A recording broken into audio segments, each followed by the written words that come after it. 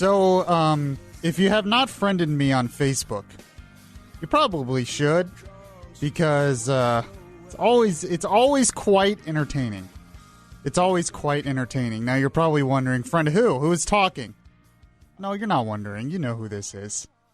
I mean, I'm on like 4 shows on this station. I'm just That's right. You tell them. But this is Michael Yaffee.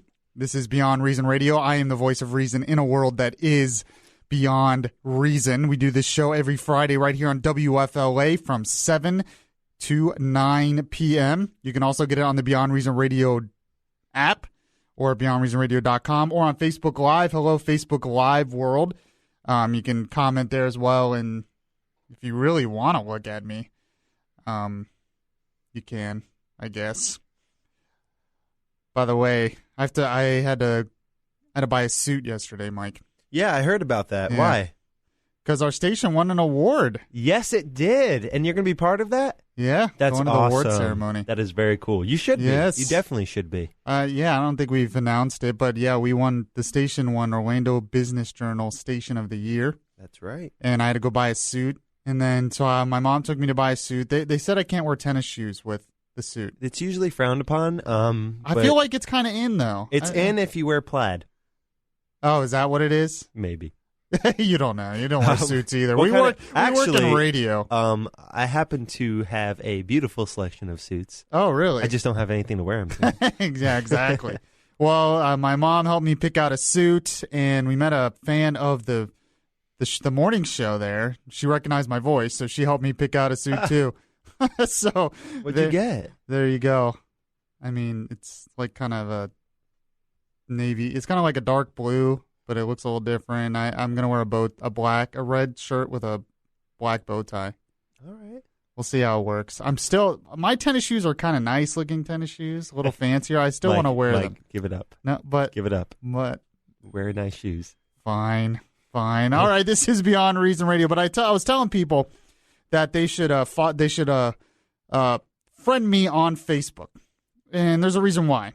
Because I'm always reacting to things in the news, and a bunch of fans of the show, of both shows I'm on, already friend me, and the reactions I get are always extremely entertaining, extremely entertaining. But one thing I said was after the debate a couple days ago, after the presidential debate, people want to know my reactions, and these always get all kinds of responses here. Just search Michael Yaffee, by the way, or you just search Beyond Reason Radio.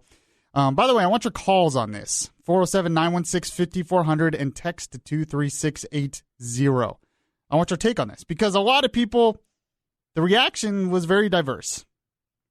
This is what I said. This is what I put out there. I put it out there on Twitter and I put out there on Facebook.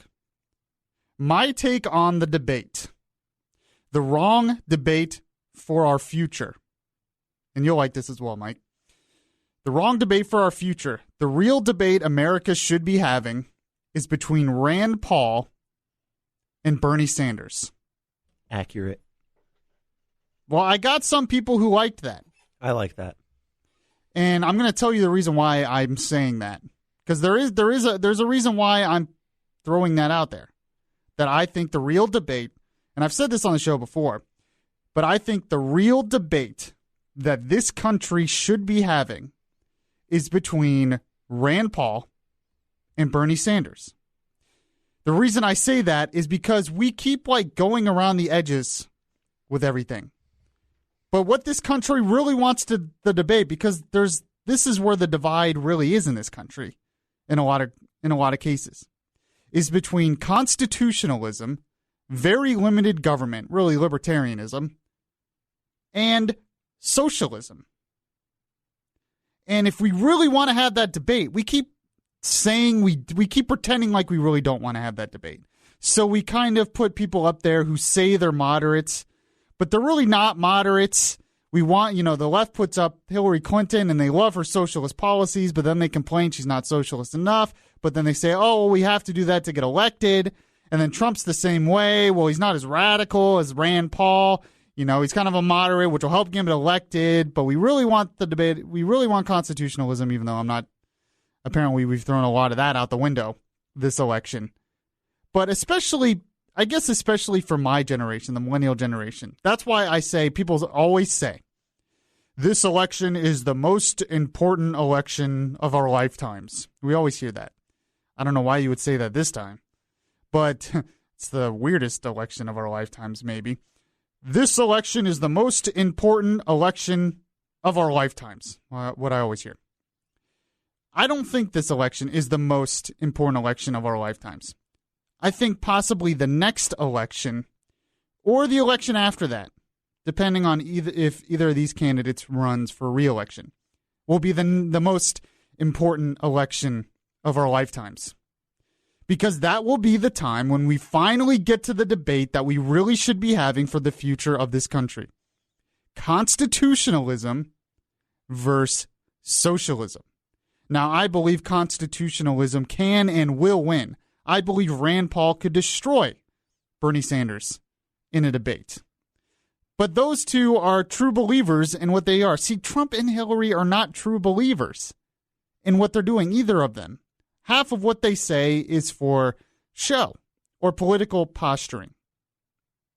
Rand Paul and Bernie Sanders are the ones laying out what they want. Now, that's kind of why Bernie Sanders and the following of his scares me, because he is a true believer. And I think a lot of his followers are naive to what socialism really does to countries. And we can talk about that. We can take calls on that if you want. But here's some of the reactions I got on Facebook. Always entertaining, other than likes and laughs and hearts and whatever kind of new emoji they have at Facebook now. I haven't been into using all the different emojis, by the way, on Facebook, Mike. Maybe I should be. I just like everything. If I like it, I like it. If I don't, I don't. I don't do all the other ones. Yeah, but there's so much more you can say than just like. I know. You need emotion in that like. I know. I guess I should. But now you can go wow, or love. Oh, I know, or sad, or anger. Or anger. That's the one. That's the one I like. Week. They say, this whole election. All right, here's some of the responses. I've been delaying this too long. One person said boring when I said the real debate America should be having is between Rand Paul and Bernie Sanders. One person said boring. One person said yes, yes, yes, yes, yes.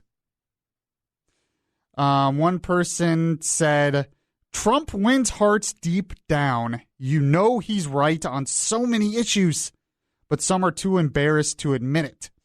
Clinton is a highly polished career politician, each word scripted and choreographed. To be honest, this nation deserves better candidates, but between the two, I'll eagerly support Trump. Okay, that's fine, but that's not what I was talking about. That's not what the post was about. Another person said painful, actual real pain. What is more painful is that people fall for both of them.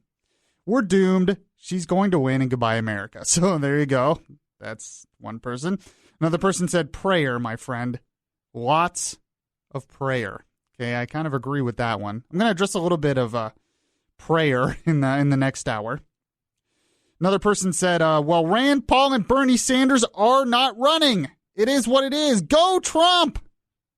Okay, and that's why I don't like it, because I think they were running in the primaries, but I just think the debate we should be having for our future.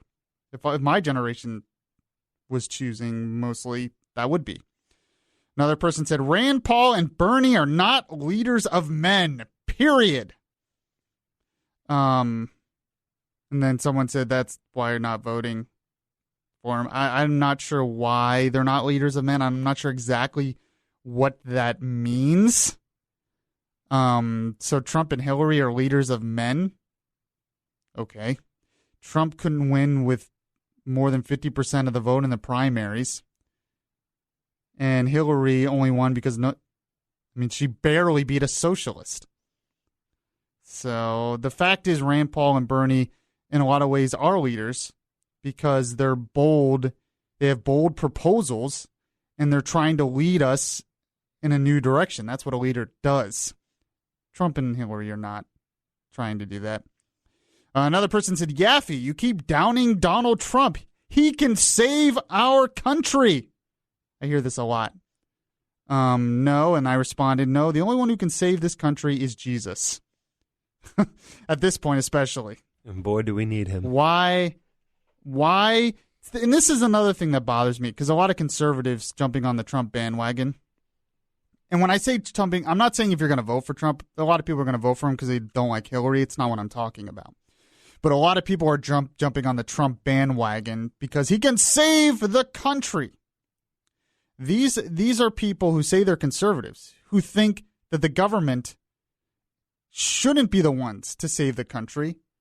But what makes this country great is people, the free people, outside of government or the free market. Yet we're so wanting one man to go into politics and save the country. That goes totally against what conservatism's all about. It's never about one man. One man cannot do it all.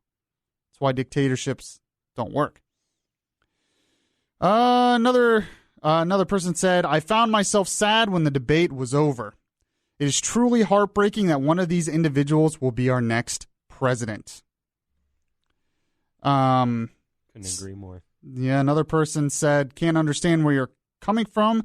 Has not one single problem with him myself, with Trump himself. Not one. Not a one. I can't think of anyone, even the people I've supported, like Ted Cruz, Bobby Jindal, others. I can't think of any politician where I just blindly supported everything they said with such love and glee and think they're the savior of the country. I've never been like that with any politician, even the ones I've supported. Even Ted Cruz I had some problems with. Not a lot, but I never thought this man is God's chosen person to save the country. No, I'm a conservative. I don't believe government can stand with the country. Or save the country. One person said, oh, Yaffee, I must concede your millennial qualifications if that's what you really believe. Wasn't sure really what that meant other than I'm naive, I guess, because I'm young. Maybe I just understand more. I'm not naive, people. It's not the case. Guarantee I probably studied a lot more history, politics, religion, philosophy than you have. So one person said, Jesus cannot vote on the Supreme Court. That's true, I guess. That's a reason to vote for Trump. But that still is not the point I was making in the post. Another person said, I'd like to see Cruz and Bernie. And of course, I always get these, Mike. One person, you are out of touch. Please come back to reality. I'm out of touch. How is saying Rand Paul and Bernie Sanders should be the debate we really having? And what I'm saying is it's not about the people, really. It's about constitutionalism versus socialism. How does that make me out of touch? I can't quite understand that one either. In fact, I think I'm more in touch with what is really going on and the real divisions in this country. And I think I'm more in touch with how we're being duped by both candidates. I think I'm more in touch with the big picture. I've been saying this a lot on this show lately. The big picture. We're not looking at the big picture. We get so caught up in all these little things, and we're not looking at the big picture. 407-916-5400. Text to 23680, or you can comment on the Beyond Reason Radio app as well, or on Facebook Live as well. Someone asked, where's the post I keep hearing you talk about? On Facebook Live, by the way. I actually posted it. I'll share it on the Beyond Reason Radio page right now, actually. I posted it on my Facebook page, my personal Facebook page. So if you friend me on Facebook, which you can, a lot of people friend me on Facebook. If you friend me on Facebook, I'm shared on the Beyond Reason Radio, so just search Beyond Reason Radio on Facebook as well. If you friend me on Facebook, I'll accept your friend request, and you can see the post. You can see all the comments, and you can comment as well. That's where all the fun is. Or follow me on Twitter at Beyond Reason R. Beyond Reason, the letter R, because I posted on there. I'm going to take your calls and your texts. I want to know what you think. Do you agree? Is that what we should be debating? Really? Is that the real debate we should be having? 407-916-5400. I have to get to a lot more stuff. Obamacare. Obama had to defend his Affordable Care Act. The fact that he had to go up and defend it actually says a lot to me. It would be beyond reason not to listen to Yaffee on your TuneIn Radio app. Download the app today and search Beyond Reason Radio.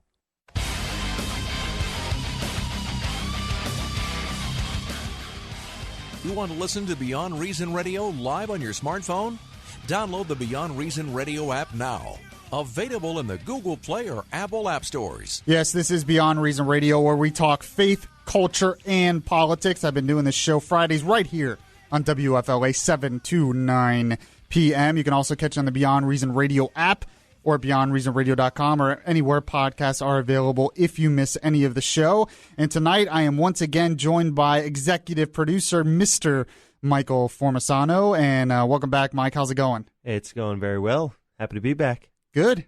I want to get your take on some things later, especially dealing with Halloween, since you work for Halloween Horror Nights. That I do. So very interested in some things going on over there. I haven't been this year. I usually go every year, but I got to tell you, man, the lines drive me nuts. Oh, believe me, I know it. Oh, my gosh. The only reason I get to see the house, because I won't wait in those lines. It kills me on the inside. Yeah, I don't blame you. And the only reason I'm able to see the houses is because I'm there late at the end of the night, and I just quickly go. But that's it. Must be weird to see them, like, when all the lights are on and it's not actually doing anything. It must kind of, I wonder if that ruins it. Yeah. All right, I got some calls coming in. By the way, you can call 407-916-5400 or text to 23680. I was talking about my post right after the debate. I said the real debate we should be having for our future is Rand Paul versus Bernie Sanders. Not necessarily because of those two people, but those two people probably best represent the division in our country of where we should go and are really good at debating those points. Let's go to Susan in Orlando. Susan, how are you tonight? Sorry, Susan, go ahead. Say it again. I said I'm fine. How are you tonight? I'm good, Susan. What's your take on all this? Well, my take is I'm the lady who complimented you when you were on Bud Hettinger a couple weeks ago. Thank you. Thank you. I always like compliments. Yes. Well, you do a great job. And I tell you what, you are exactly right. This is something that people are afraid to talk about, Christianity. But our country was based on Christianity. We're supposed to apologize all the time for being Christians. We're not supposed to offend anybody. Of course not. But we're not allowed to say it. But that's the whole problem, is because people are not acting in a Christian way, and we're getting away from those values. That's why our country is lost. Yeah, I would agree with that. I'm going to get to more of that. I'm definitely going to get to more in that 8 o'clock hour, in the next hour, so you want to stay tuned for that. I'm guessing you're saying that because I commented that the only one who can save this country is Jesus, because they think Trump can save it. Yes, and I think that all the time, too. And, yeah. It's very unpopular to state your beliefs, your religious beliefs, but I think that's also what's wrong with the country. People need to get back to those values.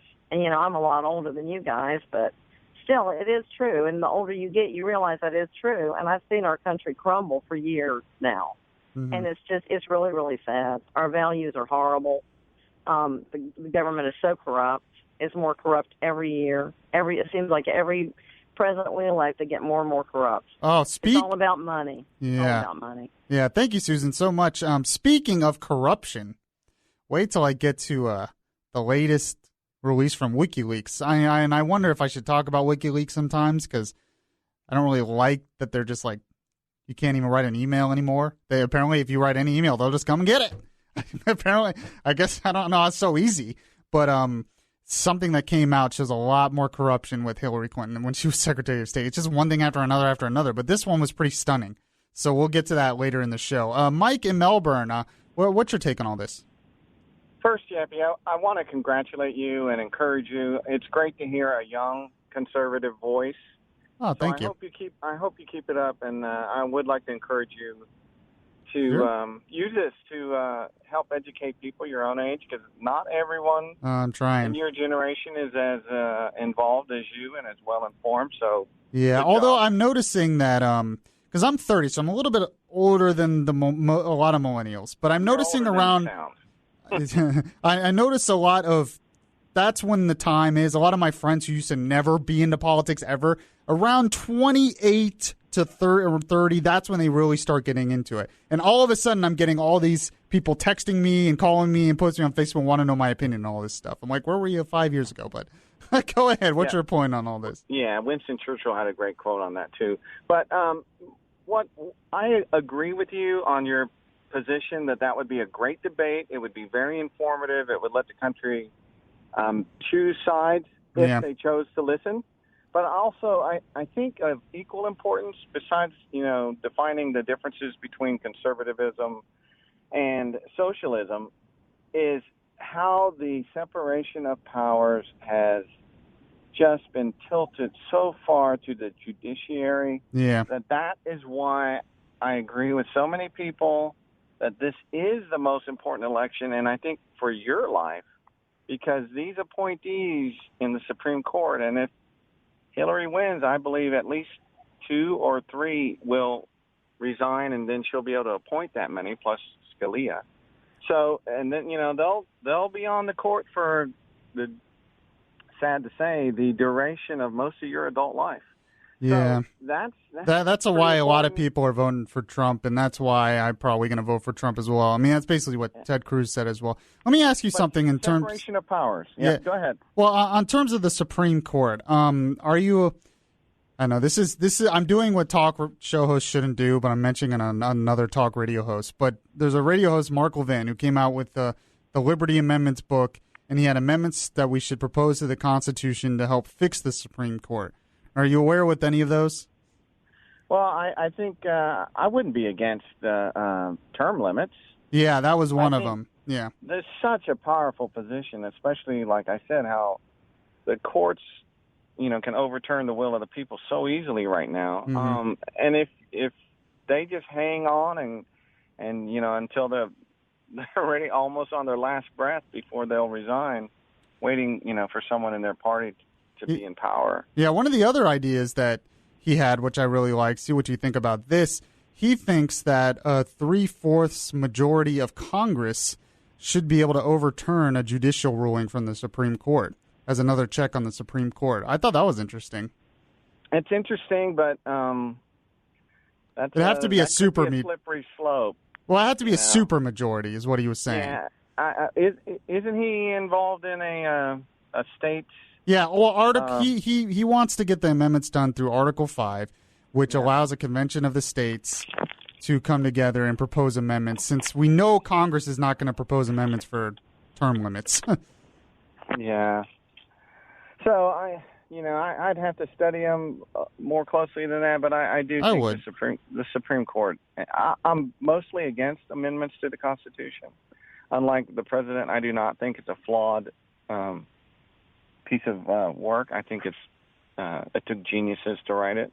So I'm a strict constitutionalist, and I'm not real big on adding amendments to the Constitution, but I would look in. And thanks, Mike, for your call. I would definitely look into that because so I've heard that argument too about if we're constitutionalists, why do we want to change it? It's not really changing; it's really restoring the basic principles of the Constitution. I mean, it's just like the amendments to end slavery, for voting rights and all that stuff. That was really to sort of restore the original ideas behind the Constitution and make them the forefront. But I think that's what we need more than anything. More than any presidential candidates or Congress or anything, we need amendments, especially for term limits on Congress and the Supreme Court, frankly. So because it's he talked about this is the most important election because of the Supreme Court. It's silly to me that one president can make such a difference for the future of the country in like 30 years. That, I don't know. 407-916-5400, text to 23680. You know what's beyond reason? Obamacare. Listen to the latest episodes of Beyond Reason. Download the podcast at Spreaker.com. If you miss any of the show, you can download the Beyond Reason podcast on iTunes. Now, back to Beyond Reason Radio. So Mike just asked me during the break, did I see that Al Smith charity dinner last night with the candidates, both Trump and Hillary, and he didn't get to see it, and he asked me how it was. It was awful. Yeah, that bad? You didn't miss very much. And, this isn't really to bash any of the candidates, but they're both just terrible at telling jokes, apparently. The jokes themselves, there was a couple times where they were good, but the jokes themselves were not bad. Mm-hmm. They were obviously written for them, but their delivery was awful. And, I was talking to Bud earlier, and I was like, yeah, their delivery was just terrible. And he goes, well, the problem is both of those people just take themselves so seriously. Yeah. That, when they get up there and there's anger and all this stuff. And especially right now. It's just, I don't know. It was awkward. It was terrible. 4 years ago when Romney did it, he did a good job. Obama usually he can be pretty funny. And I'm going to play some audio here of Obama. He's good. He's good on behind the mic. I mean, he's not me. He's not Michael Yaffee.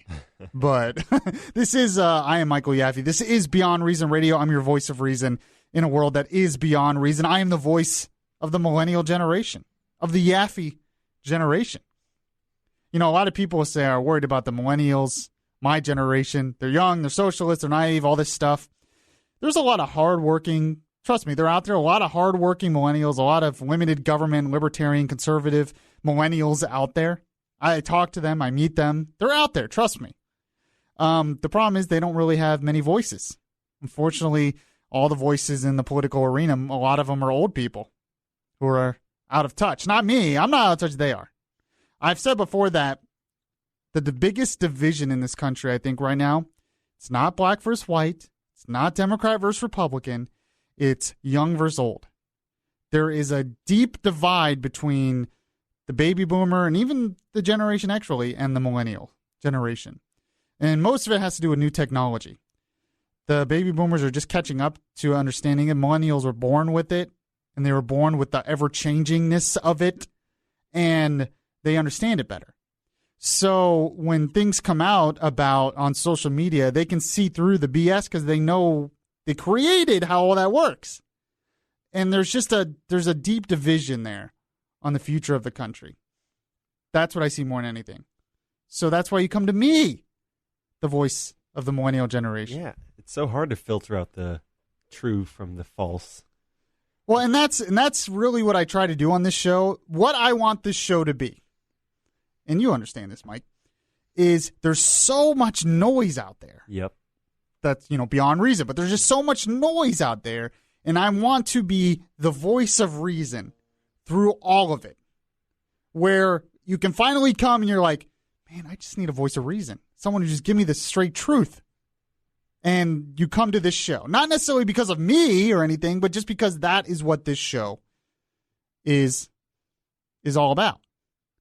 So you can get that. You can, by the way, you can text to 23680, or you can call 407-916-5400. So another topic that is passionate to millennials, really, is Obamacare. Believe it or not, it's our generation that's pretty upset about what's going on with that, especially because we're getting in the workforce, a lot of us, and we can't find full-time work. They'll literally, employers, I have friends where this has happened, a lot of them actually, and they'll say, well, we can't give you full-time because of Obamacare. They'll straight up tell them that because they made full-time 30 hours, and if they work over 30 hours, according to the law, they have to provide you health insurance. And not only that, but they have to provide you very expensive health insurance because of all the regulations of Obamacare. So Obama had to go out, and he was in Florida, and he did a speech, and he had to defend Obamacare. Now, just think about that for an instant. The fact that he has to defend it tells you there's a problem. And the fact is, a lot of Democrats, as well as Republicans, have a problem with it. And what he said, and what the Democrats are trying to do, including Hillary Clinton, was completely predictable. In fact, I predicted it. And we'll get to that. But Obama, here's some of what Obama had to say in Florida to a lot of young people, actually, in terms of Obamacare. And the good news is that most people who ended up buying their coverage through the marketplaces using these tax credits are satisfied with their plans. So, not only did Obamacare do a lot of good for the 80+% of Americans who already had health care, but now it gave a new affordable option to a lot of folks who never had options before. All told, about another 10% of the country now have coverage. Okay, stop right there. This whole idea of coverage totally goes against, when you talk to people, he says the Affordable Care Act works. Most people are facing skyrocketing premiums. There might be more people that are covered, but they're not getting quality, affordable care. Plus, most of the new people covered, they're just covered under Medicaid. So it's not really even the exchanges or anything. But he continues on here. The Affordable Care Act has done what it was designed to do. No. It gave us affordable health care. So what's the problem? Why is there still such a fuss? Well, part of the problem is the fact that a Democratic president named Barack Obama passed the law. Okay, stop right there. What are you saying there? So people like me have a problem with it, not because it's basically on the step to socialized medicine, which I think is destructive for the economy in this country. No, we have it. We hate it because a Democrat passed it, and the Democrat's name is Barack Obama. So either we hate him because he has a funny name, or I guess we hate him because we're all racist. He's really good at playing that card. But then that's what he thinks. That's why we hate Obamacare. No, it's because all the problems with it were entirely predictable and happening. And you're having to defend it because you realize a lot of people have problems with it. I don't care what your name is. I don't care what the Affordable Care Act's name is. It's wrong for the country. He continues on here. Oh, yeah, we're just applauding as playing the race card again. Oh, joy. And that's just the truth. I mean, I worked really, really hard to engage Republicans. No. Took Republican ideas that originally they had praised, said, let's work together to get this done. No. And when they just refused to do anything, we said, all right, we're going to have to do it with Democrats. And that's what we did. And that's all you did. Only and early Democrats. on, Republicans just decided to oppose it. And then they tried to scare people with all kinds of predictions. That it would be a job killer. Which it is. That it would force everyone into government-run insurance. That it would lead to rationing. That it would lead to death panels. That it would bankrupt the federal government. You remember all this. Okay, stop right there. And so, the fact that what's funny is he lists all these things. Oh, they said it would lead to this. It would lead to that.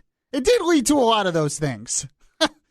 It has been a job killer. Oh, but we've had job growth, blah, blah, blah. Most of that job growth has been part-time employees. People are underemployed because of Obamacare. And the recovery has been the sluggish since the Great Depression. Not only that, but it's going to bankrupt the country. The country is bankrupt. We're $20 trillion in debt. It's going to lead to everyone having to go towards socialized medicine. Well, a lot more people are on Medicaid, which is socialized medicine because of this plan. And not only that, but what you're proposing to quote unquote make it better is more socialized medicine. So you're saying they didn't come true, but they all did. That's what's most amazing about his comments there. He continues on here.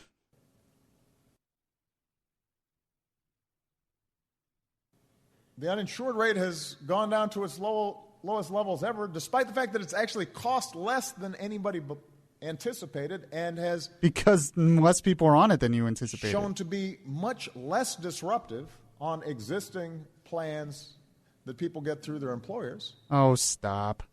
That's complete Despite baloney. The fact that it saved Medicare over $150 billion... The Medicare unfunded liabilities are still in the Trillions, that program by the more way. secure.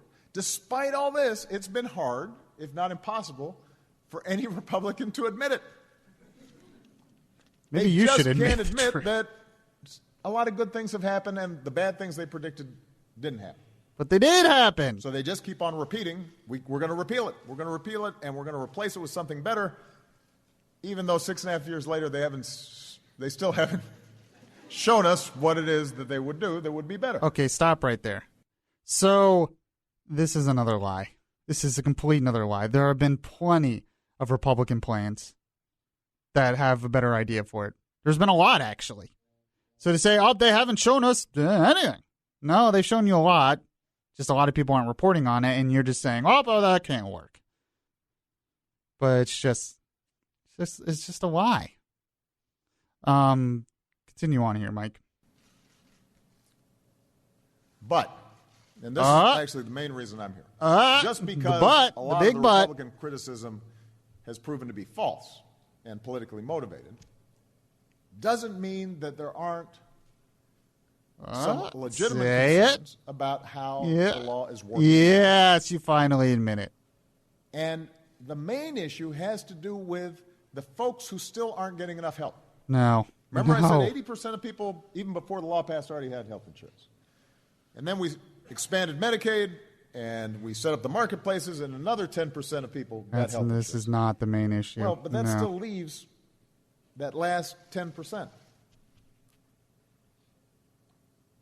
And the fact that that last 10% still has difficulties is something that we've got to do something about. Oh, okay. No. That is not the main issue. The main issue are, one, yes, people can't get covered because the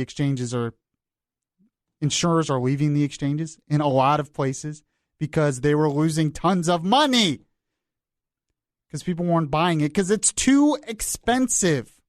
The main issue has been that healthcare premiums are continually going up at high rates. They continually to go up in high rates. That's the issue. Healthcare cost is still too expensive. And the reason why it's too expensive now, the reason why premiums keep going up now, including those under employer-based plans, is because of government involvement. It's because of all the new regulations. It's amazing. They pass a bill that's 3,000 pages long, and it's still not good enough. They want to add more and more and more. It's never going to be good enough until we're under a single-payer plan. That is what they want. Because they always point to Europe and how great they think Europe is, which is another lie, and their plans. It's just not true. Download the iHeartRadio app and catch the Beyond Reason radio podcast.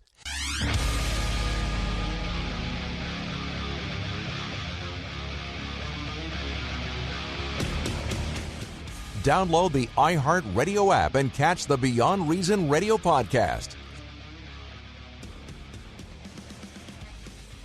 This is Beyond Reason Radio. I'm your host, Michael Yaffee, the voice of reason in a world that is beyond reason, just like Obamacare is beyond reason. It's like everything we predicted actually did come true. But what was the most predictable part about all of this? All of this was so predictable.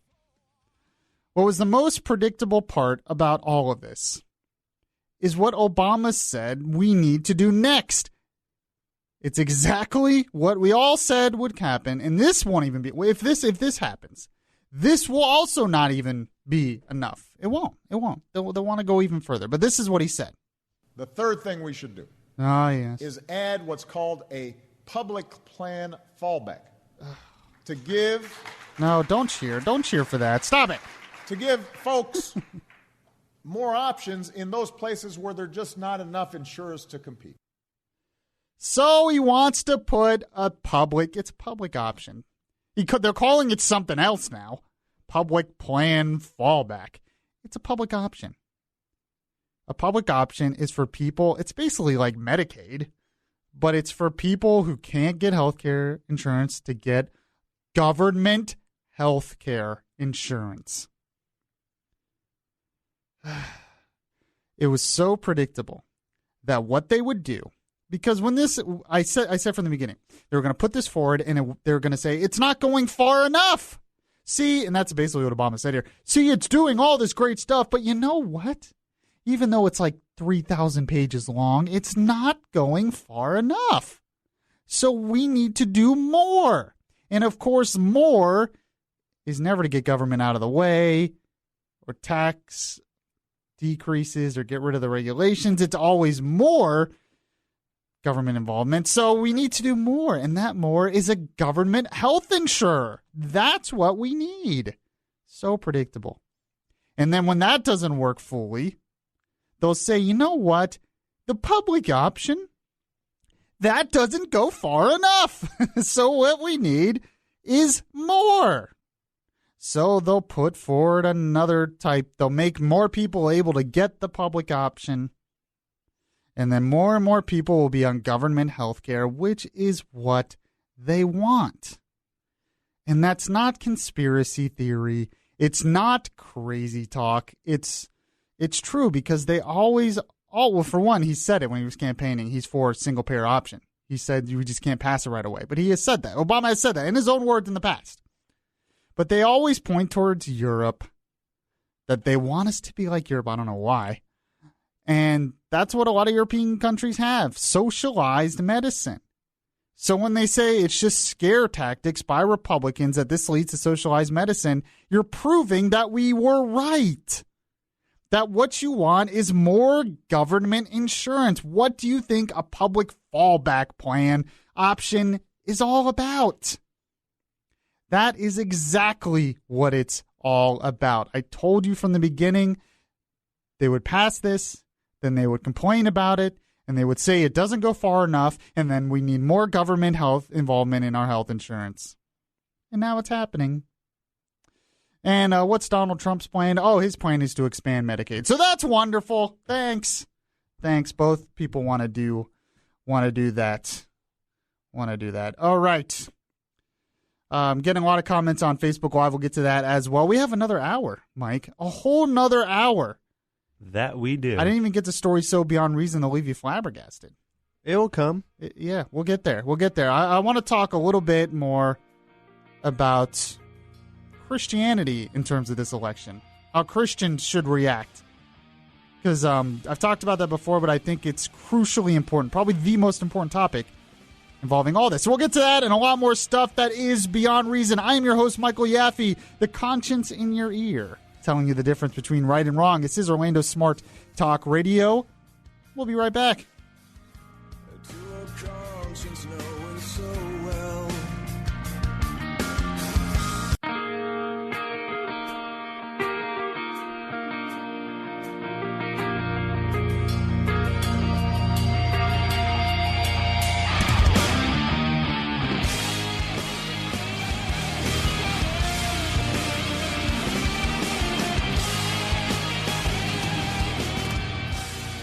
Yes, this is Beyond Reason Radio.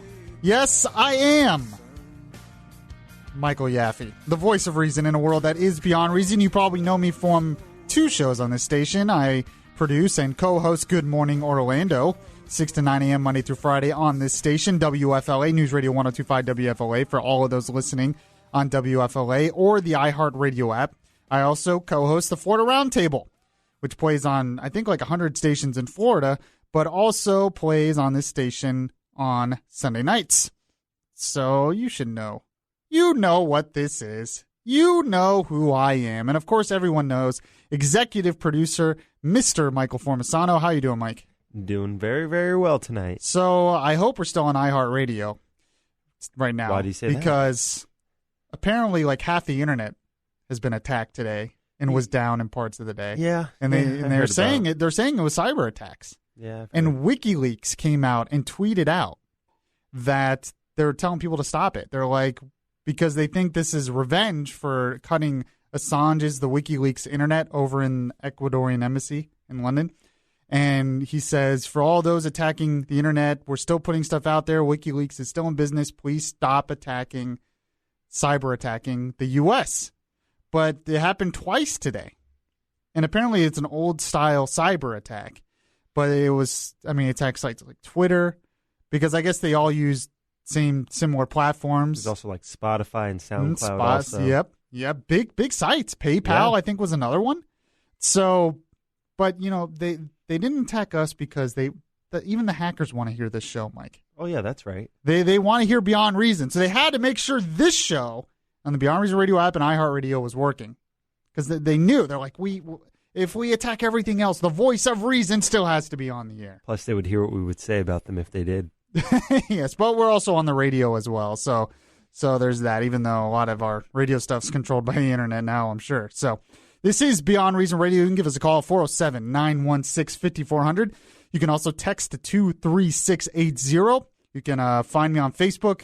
Just friend me at Michael Yaffee. Like the Beyond Reason Radio Facebook page. Or you can go to WFLA Orlando Facebook page, and I am broadcasting there on Facebook Live as well. So, one thing I've talked about a lot lately, because I think it's an incredibly important topic. What has really been troubling about this election, and frankly, the 2008 election with Obama as well, is not so much the candidates themselves, even though the candidates themselves are awful, but the reaction from a lot of people in our country and how they're reacting to politics, especially in today's world. And the reason why it can be troubling to me at times is because I'm a Christian. And I guess I used to believe that there were a lot more Christians out there. But it's the way I'm seeing fellow Christians react that bothers me.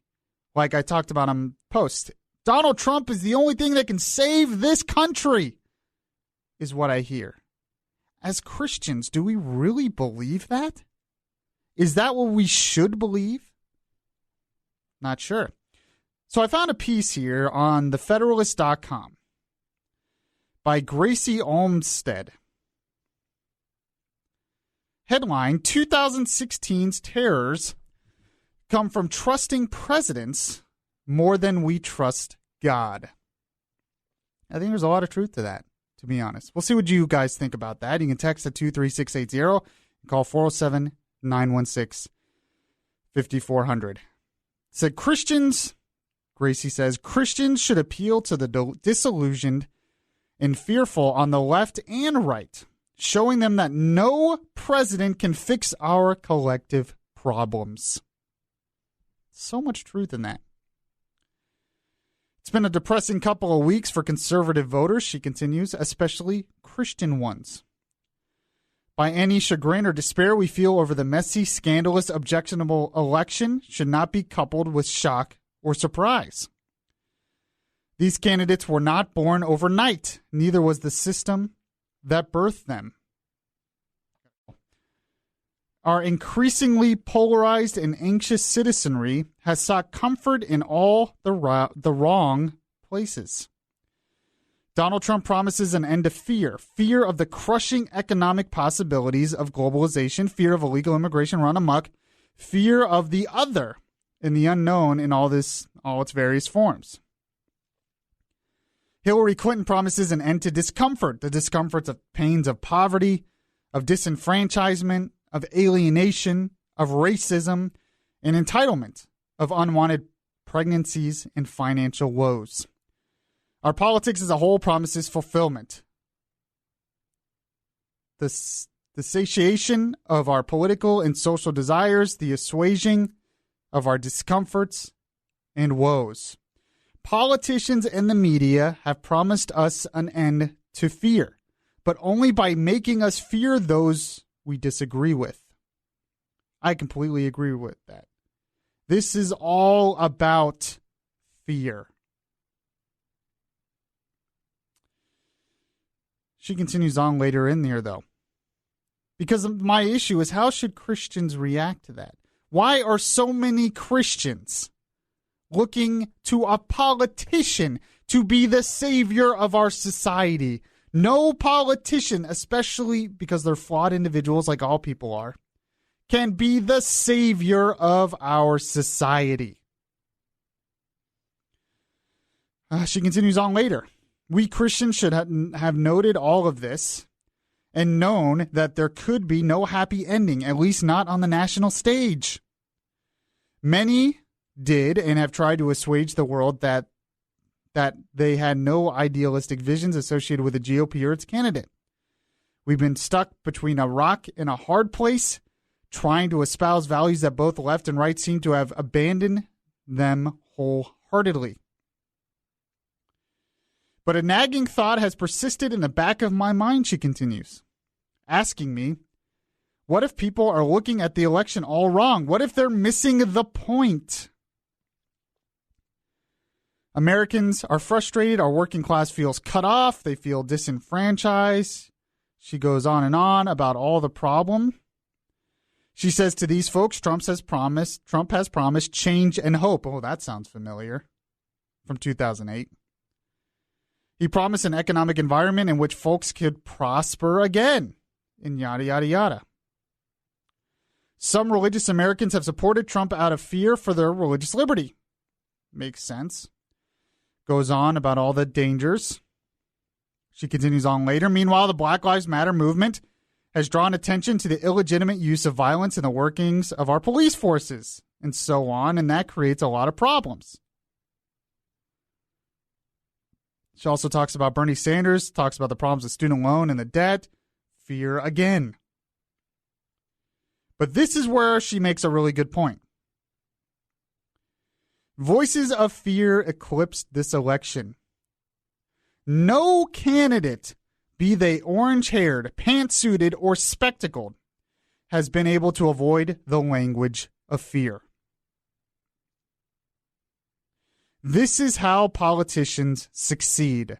They pinpoint the most visceral anxieties of the populace and capitalize on them.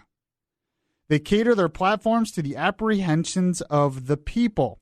But in doing so, particularly in this election, politicians sell us a false gospel. I couldn't agree with this more. I've seen so much fear, so much anxiety. We need a savior like Trump or Hillary or Bernie Sanders or Ted Cruz. They paint over the actual import and meaning of the executive branch, its meaning and purpose. They tell us that if we only elect the right candidate, all our problems will be solved. But that's not how politics works. That's not how it's supposed to work. The more we see our president as some sort of economic or societal savior, the more power we invest in him. Exactly right, no matter if they're Republican or Democrat. And the more likely we are to see a corrupt, power-swollen leader rise to the presidency, which of course gets rid of, balance of powers, so on and so forth.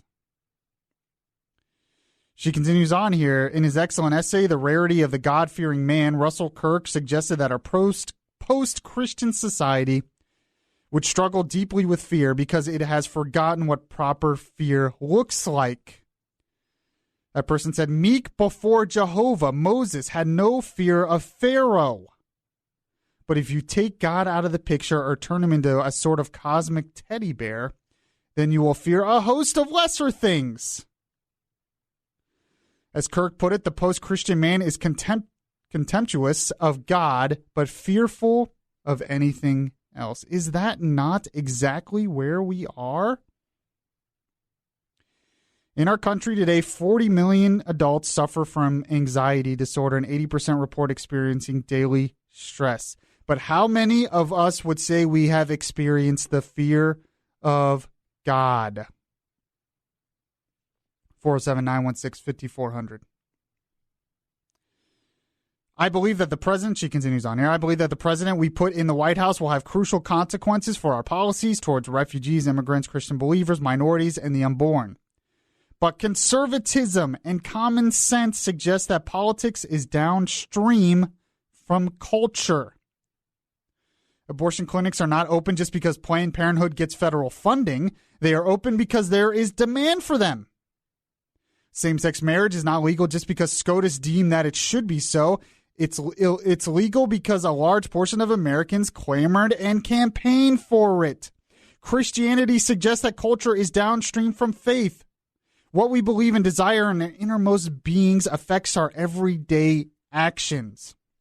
Many Christians, unfortunately, have signaled during this election that they fear Hillary Clinton more than anything else.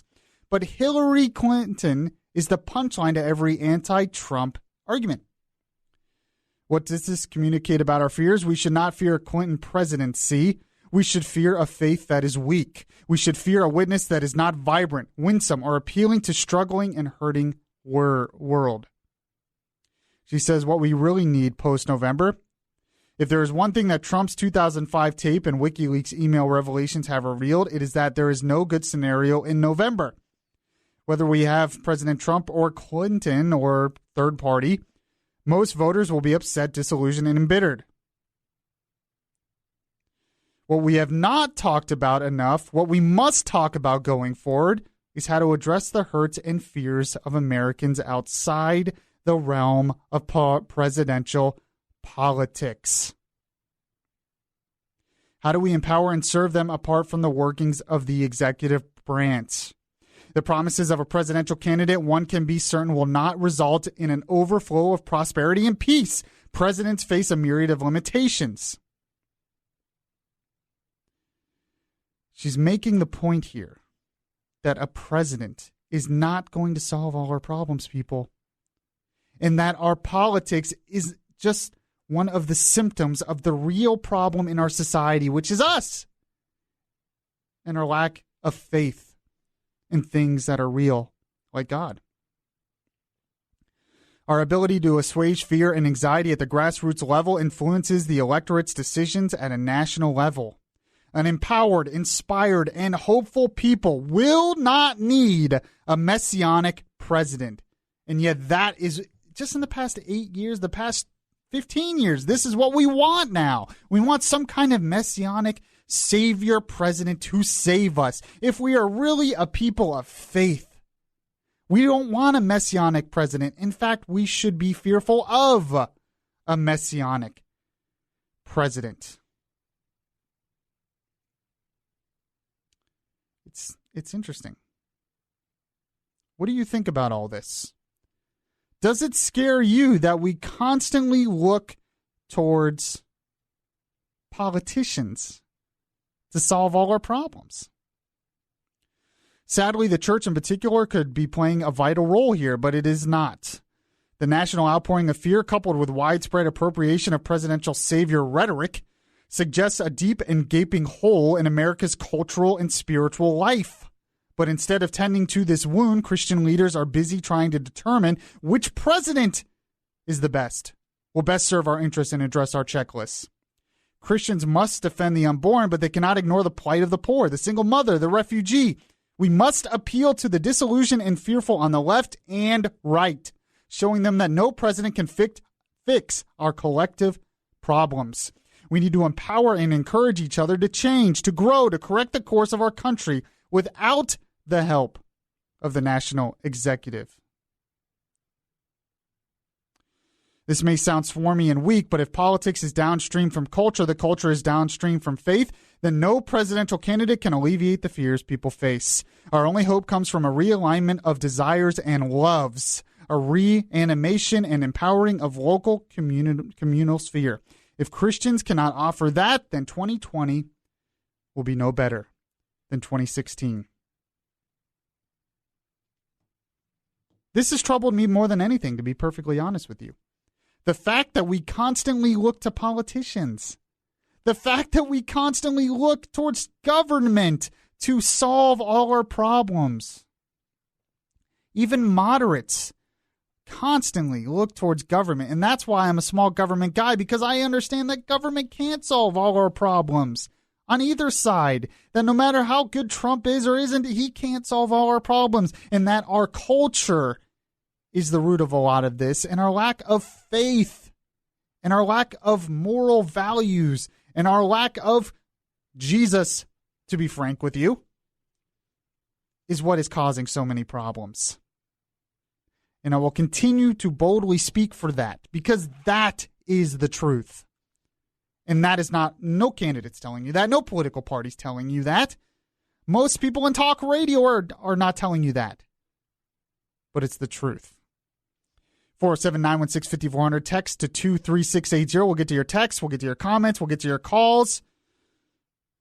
Well, coming up next. If you like Beyond Reason Radio, well, make sure to show it by liking the Facebook page at facebook.com/Beyond Reason Radio.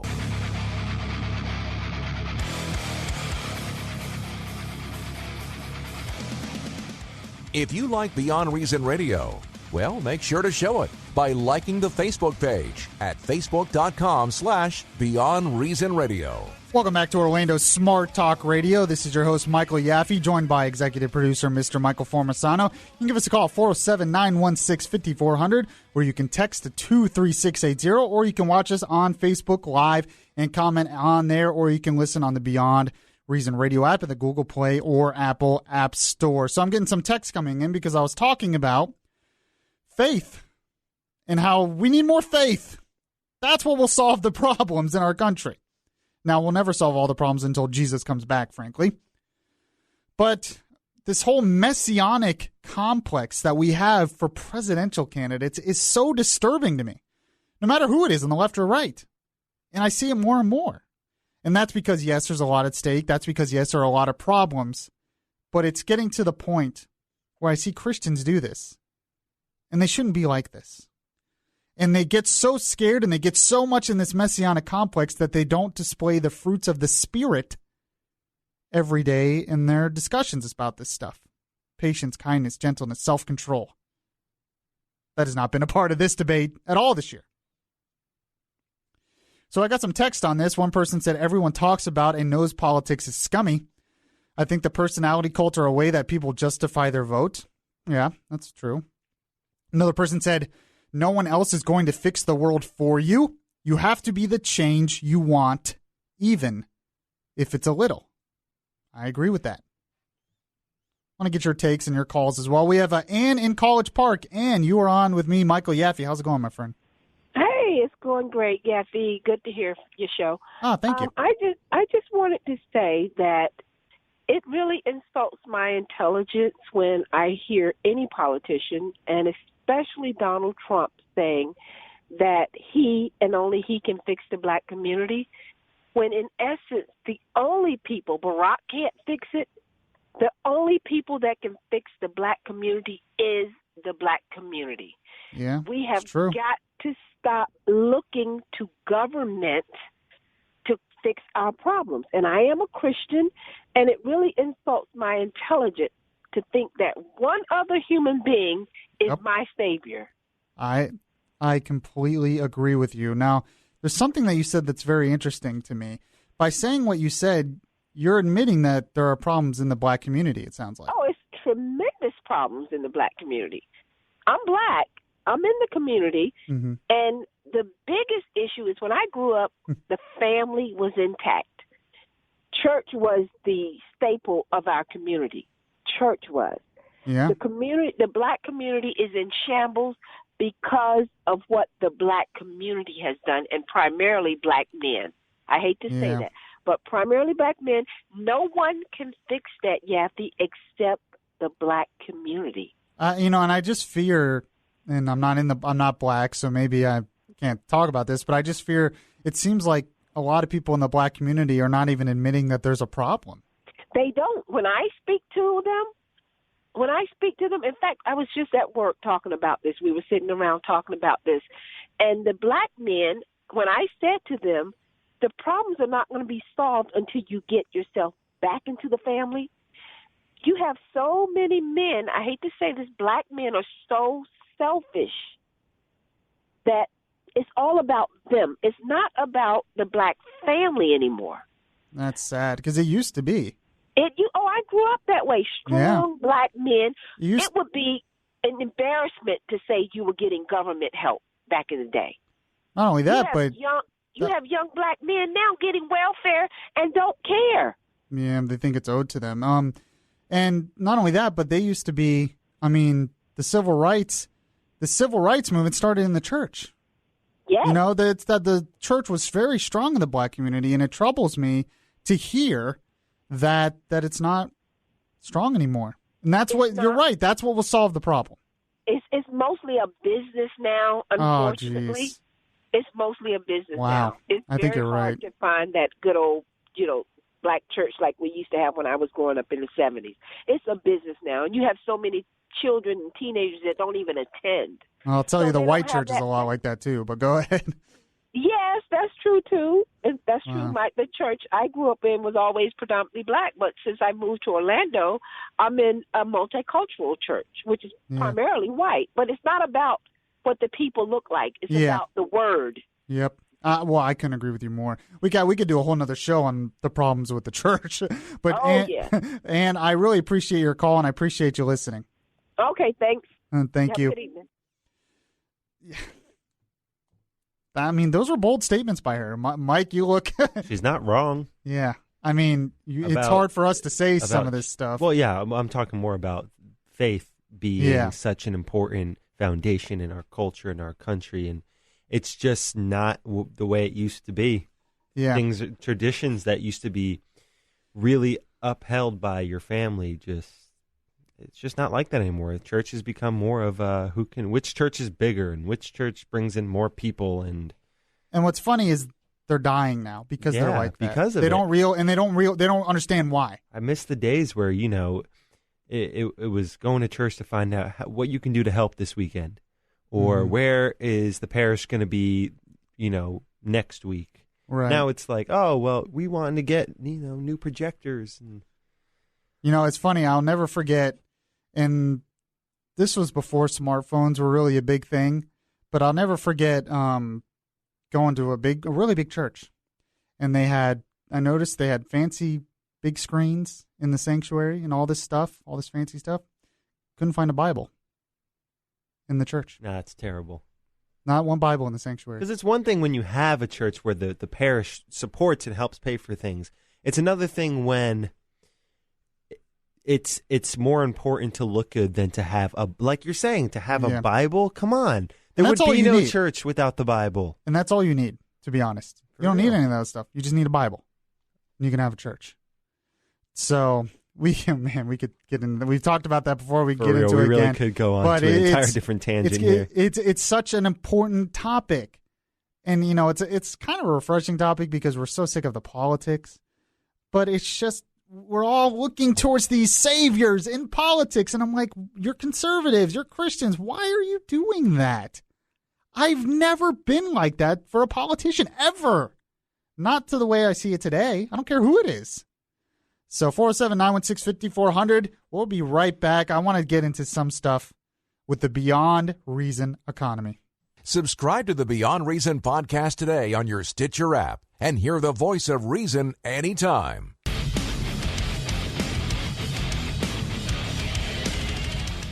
Subscribe to the Beyond Reason podcast today on your Stitcher app and hear the voice of reason anytime.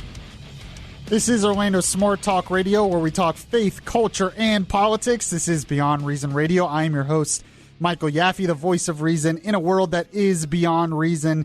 And I'm going to get into a little bit of Beyond Reason economics. I haven't done this in a little while, but I just actually happened to stumble across this story, and it was a little troubling. And I'm like, I feel like this should be talked about a little bit more. I feel like this is not being addressed, really, at all here. It said, this is from Bloomberg Business Week. The headline, Where the Next Crisis Will Come From. It says, keep an eye on depressed lenders, shadow banks, and China.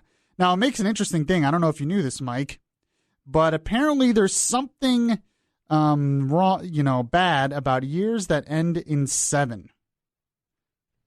Why? So, that's a great number. So, yeah, usually it is. Yeah, usually it's like a lucky number, but it is. It's my lucky number, that's for sure. Yeah, well, we should maybe be worried about next year because apparently one of the biggest one-day economic. What were you going to say?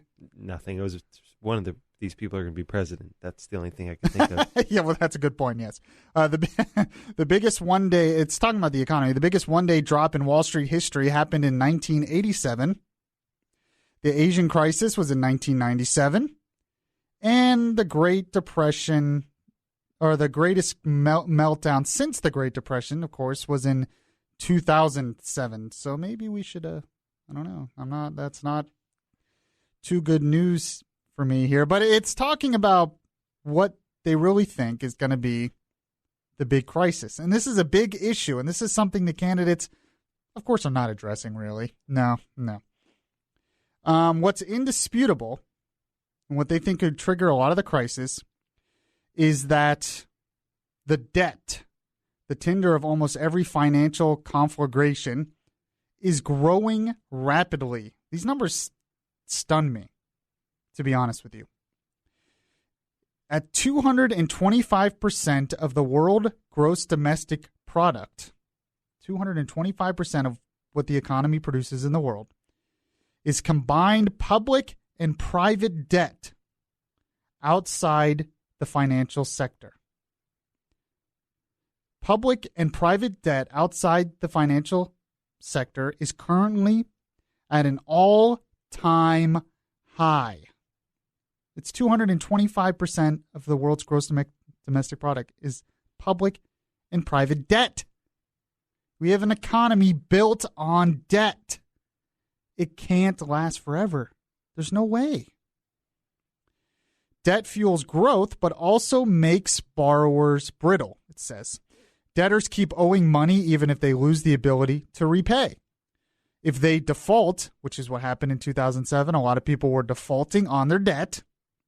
Their lenders are damaged and sometimes default on all their own obligations. Now, what's happened is it says here that the banks are actually stronger than they were in 2007, but some banks are really bad. Like Germany's biggest bank, stock's fallen, only 62% since 2015 in the last year. So there you go. But what's really interesting and what this is talking about is how our fiscal policies as a country could be making this a lot worse, of course. Not just the debt, but the Federal Reserve has made interest rates artificially low, printing out money and making interest rates extremely low. This will not help the banks withstand a crisis. Why is that? Well, when interest rates are low, little economics lesson here from Professor Yaffee on economics here. When interest rates are low, that means the banks are, that means when you borrow money from the banks for a house or a car or whatever, the interest rates are low. They charge very low interest.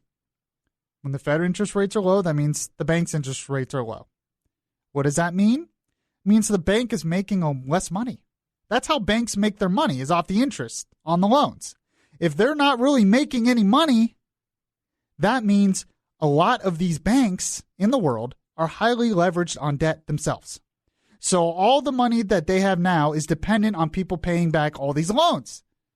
But it can't last forever when 225% of the world gross domestic product is debt. And the debt is increasing everywhere. So what happens? Usually the banks, they have to have a safety cushion. So when crises happen, they have money set aside.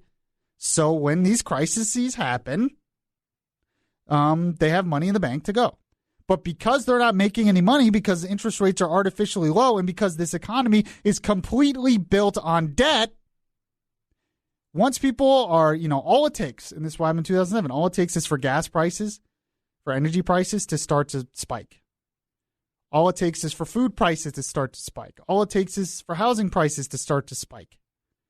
And then people can't afford to pay that stuff, so they can't afford to pay the banks their loans. They default. That means the banks don't have any money, so the banks won't have any money, so they'll either go down or they won't be able to loan money, so they'll have to raise interest rates. Interest rates will skyrocket. That means less people will be able to borrow money, and it's a spiral. It's not good. It's not good. And that's only public debt. That's only private debt. in the private sector? What about public debt? What about in government?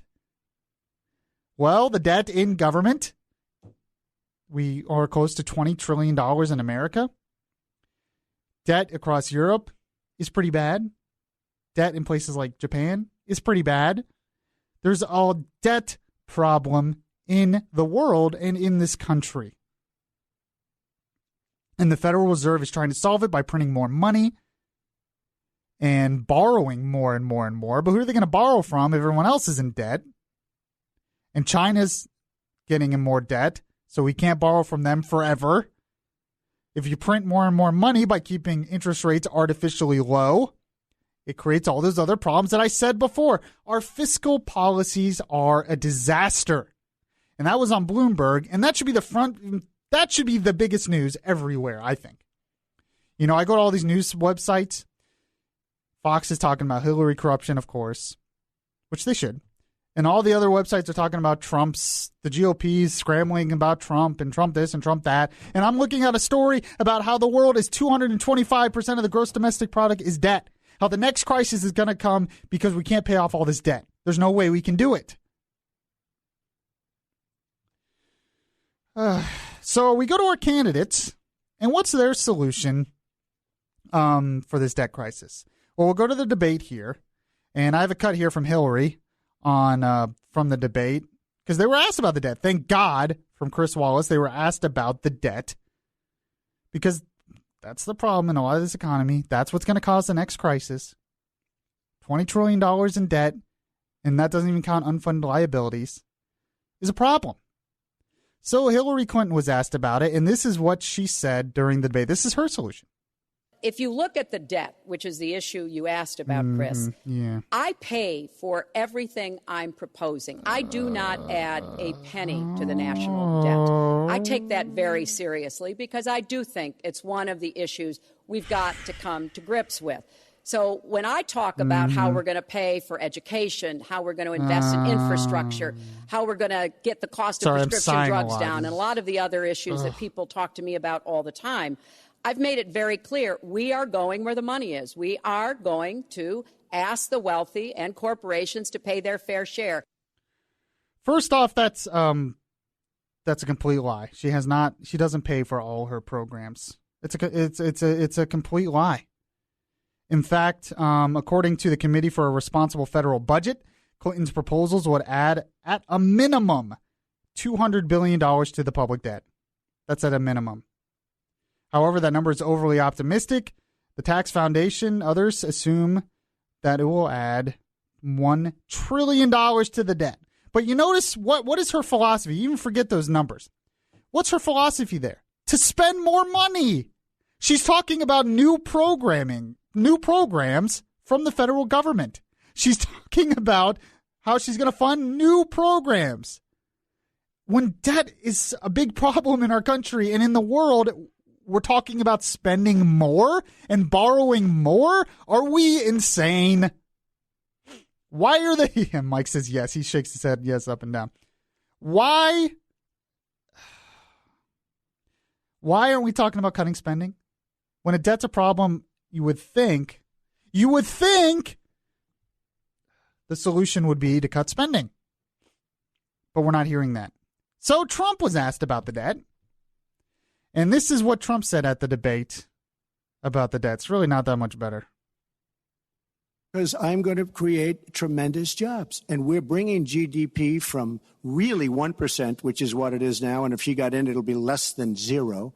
But we're bringing it from 1% up to 4%. And I actually think we can go higher than 4%. I think you can go to 5 or 6%. So what is that talking about? One thing, it didn't really answer the question. But he's saying, basically, we're going to grow the economy so much that we'll get more tax revenue in and be able to pay off the debt. And yet he still wants to increase spending.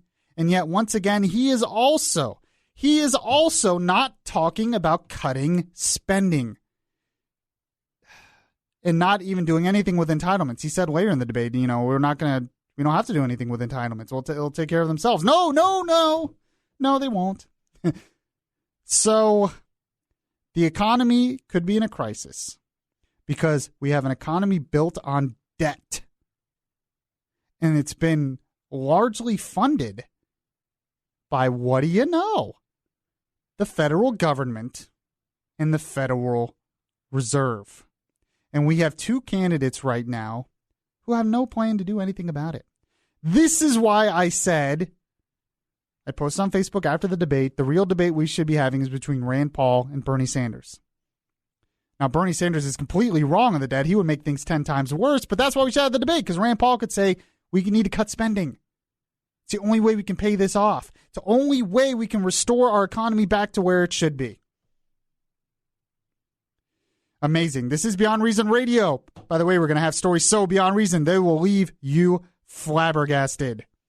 You can now listen to the voice of the millennial generation on Podbean. Download the app or go to beyondreasonradio.podbean.com.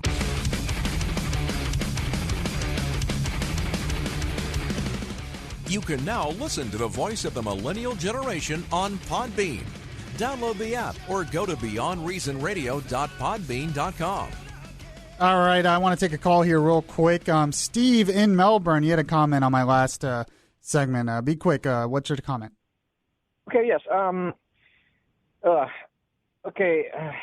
Subject again. I'm sorry, I'm driving, so I have a little... You said Trump only said half the answer on the debt. Okay, yeah, answer on the debt. Trump did have half of the answer. It's just part of half of Reaganomics, really. Yes. The other half was actually cutting spending. But what do you cut? What do you cut? Everything, really. But, you have to reform the entitlements first off. But there's tons of stuff you could cut. Oh, yes, I know there's tons to be cut. But you know how the government takes a shotgun to take out a fly. If you take out too much of something that is absolutely necessary, you might be hurting instead of helping. Hurting what? What's absolutely necessary? What is absolutely necessary? Let's try something that's going bankrupt already. Social Security. Mm-hmm. Okay. So because you're saying we should... So that includes the actual things that people... Well, I said we have to reform... I said we had to reform the entitlements and privatize them. But, I mean, what's your point? Because Trump has no plan to cut spending. None. He actually wants to expand spending. He did not. But he did have the plan to grow the economy. Okay, but that's not going to solve the problem. It's not going to come close. It won't. But it will. It's a good start toward it. It would be if he didn't want to expand Medicaid, have a new entitlement for mothers, pregnant mothers, and want to expand infrastructure spending. He wants to increase spending. So that's going to ruin any economic growth we have if we continue to increase spending. Reagan actually did expand spending. Well, he did mostly on the military to stop the Soviet Union, yes. And that was a problem. Exactly right. That was a problem, but our debt wasn't nearly what it was then as it is today. But thanks, Steve. I appreciate it. We're just flat out of time, but I wanted to get to this, Mike. I needed to tell the people what time of the show it is. If I'm not mistaken, it's the time where we talk about things that are so bizarre, so outrageous, so beyond reason that it left Mike flabbergasted. Take it away, Mike. Yes. So, Mike, you work at Halloween Horror Nights. That I do. What are some of the houses there? This year we have a lot of really good houses. We have Walking Dead again this year. It's I believe the third or fourth year. It's very successful. Exorcist. There's a cool gold, like Gold Rush one. Chance's Houses, and then the big one this year is American Horror Story. Oh, okay. So, are you have anything with clowns? Because a lot of places are banning clowns now, which is stupid. We don't have anything. The terrorist clowns are winning, but go ahead. We don't have anything specifically with clowns this year that I can think of. By the way, there was a story. This wasn't the original Fiberglass story, but there was a story. They took my idea. There's a guy dressed up as Batman in some of these cities scaring off some of these scary clowns. I'm not kidding. This is getting out of control, this whole Batman's the only thing that can solve it, Mike. We need more Batmans out there. We do, but it's actually happening, and I said that on the morning show. So I just want to know, if you ever saw a house that was based on, I'm sure Halloween Horror Nights has done this before, based on like a mental institution. Oh, absolutely. Would you be offended by that, Mike? No. I wouldn't. Because apparently someone was at a house. Where was it? I think it was like in California or something. Yeah, in the Los Angeles Times, someone was pointing out his son had mental problems and schizophrenia, and he went to a Halloween horror thing somewhere and was offended because there was one depicting a mental institution like in movies and stuff, like we've always had, and now we have to not have that. So, were they specifically pointing out something about people with schizophrenia? For one, it's Halloween. Yeah. It's kind of supposed to be offensive. That's kind of part of the point of being scared and horrifying. But now we're like, have you noticed this? We're like offended at costumes now. We can't have. That's what I should dress up for Halloween. The victim card. That's a great idea. I think Mike. I'm going to do that. Don't that steal is it, perfect. people. The victim card. I love that. Yeah. Because it seems like we're offended. What's Halloween going to be now? What are we going to? People are going to be offended by witches. People are going to be offended by clowns. People are offended by mental institutions. What's next? Pumpkins? Pumpkins. Yeah, I don't. It's just my son died from a pumpkin. It's just like, come on, people, lighten up a little bit. Just because they put a mental institution doesn't mean we're criticizing people with real mental health issues. It's Halloween. Yeah, get with it. By the way, we're going way too far with these holidays. I saw a Halloween gingerbread house for sale somewhere. I already saw a gingerbread house too, and it's making me sick. For Halloween? And hungry. All right, I thank you all for joining me. I guess we have to, I don't know what to do for Halloween this year. I'm not even sure I can get out the right candy. Someone will be offended by the candy I give out for some reason. This is Beyond Reason Radio. I'm your host, Michael Yaffee. I thank you for joining me. Pray for our country. Please pray for our country, as I will. And, well, I'll catch you guys next time. I look